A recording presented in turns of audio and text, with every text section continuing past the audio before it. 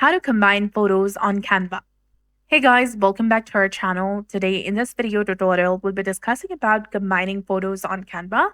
So first, you need to open the Canva application on your device, or you can also use a web browser. Then tap on the Create in the top left corner of your screen. Select any design that you want to go for. Once you're here, you need to go ahead and upload the images. But before that, you can open the Apps section and here search for Image Combiner and hit search on your keyboard. Now here you'll get different options. Search for Image Combiner. Hit search on your keyboard and you'll get different options to go for. Let's go ahead and select this Image Blender option. Tap on Open. Now select an image from your design to blend. Go to Uploads. Upload the file that you want to. Now drag the image to the design.